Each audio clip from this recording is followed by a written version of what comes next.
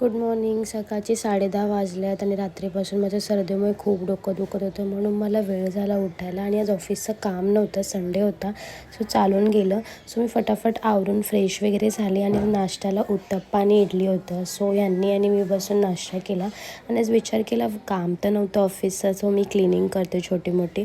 So मी T व्हीच्या खालचा table clean करून घेतला. जिथे मी हॉलमध्ये आरसा, जिथे मी रील्स बनवते, तो पण सुद्धा आरसा मी पुसून घेतला.